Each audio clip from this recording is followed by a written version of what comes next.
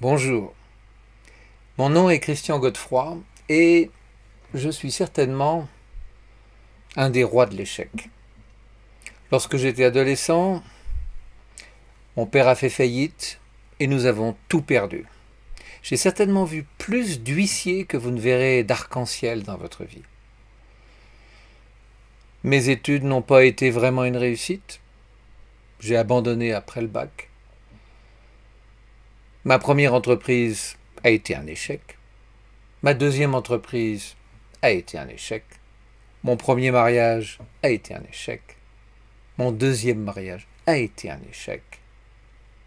J'ai ainsi vogué d'échec en échec, en essayant de toutes mes forces de réussir, jusqu'au jour où j'ai rencontré John Green, un Australien qui réussissait tout ce qu'il entreprenait.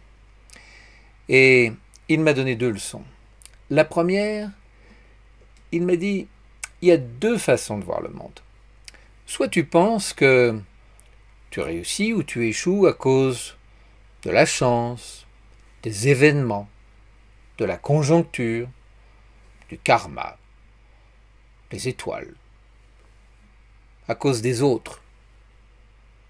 Soit tu penses que tout, je dis bien tout ce qui t'arrive, est dû à toi, et que tu attires tout ce qui t'arrive, y compris la maladie, le malheur, la pauvreté.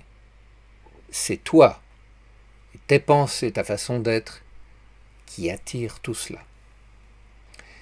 La deuxième chose, c'est qu'il m'a dit que la clé du succès, il appelait ça attraction versus promotion.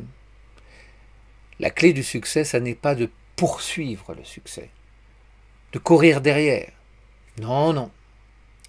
La clé du succès, c'est de l'attirer. Écoutez bien ça. Le succès s'attire. Il ne se poursuit pas. Et alors, comment fait-on pour attirer le succès? Eh bien, c'est très simple. Pour attirer le succès, il faut se transformer soi-même.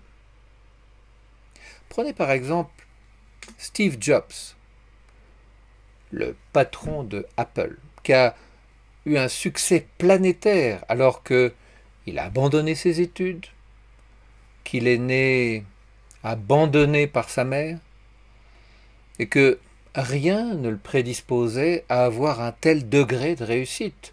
N'oubliez pas qu'il a fondé Pixar, qu'il a fondé Apple, et qu'aujourd'hui il a un succès planétaire.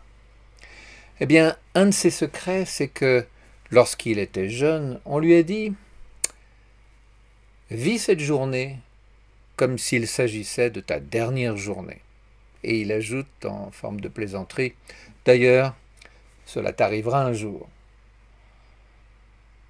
Eh bien, Steve Jobs a été très frappé par cette phrase. Et il en a fait une règle de vie. C'est-à-dire que chaque jour qui passe, il se pose la question suivante. Est-ce que si ce jour était le dernier jour de ma vie, je ferais ce que je fais maintenant? Posez-vous la question. Est-ce que si ce jour était le dernier jour de votre vie, vous auriez des projets modestes? Vous regarderiez la télévision? Vous joueriez à des jeux vidéo? Vous auriez les activités que vous avez maintenant? Ou est-ce que vous vous lanceriez dans quelque chose de grand? Ou est-ce que vous exploiteriez votre plein potentiel? Eh bien, cette simple question a changé la vie de Steve Jobs. Et il a attiré dans sa vie des succès phénoménaux.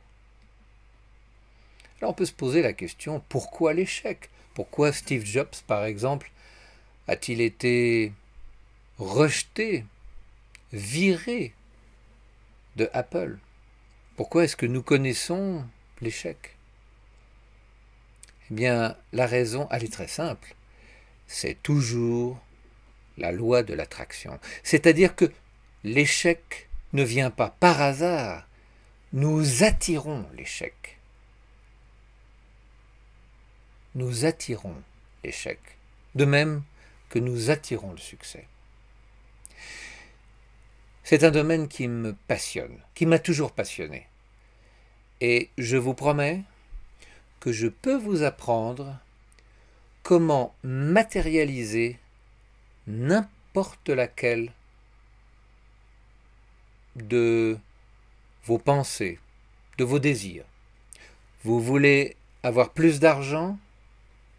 Vous pouvez le matérialiser. Vous voulez avoir plus d'amour, plus de santé, plus de succès, plus de bonheur? C'est possible.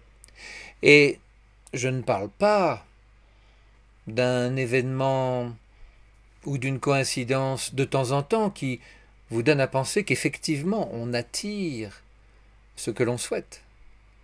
Non, je vous parle d'un processus systématique où, quel que soit votre projet, quel que soit votre but, vous pouvez l'attirer à vous. Je ne parle pas de le poursuivre, mais de l'attirer à vous. Si ce sujet vous intéresse, je vous invite à me rejoindre dans la prochaine vidéo. Merci et à très bientôt.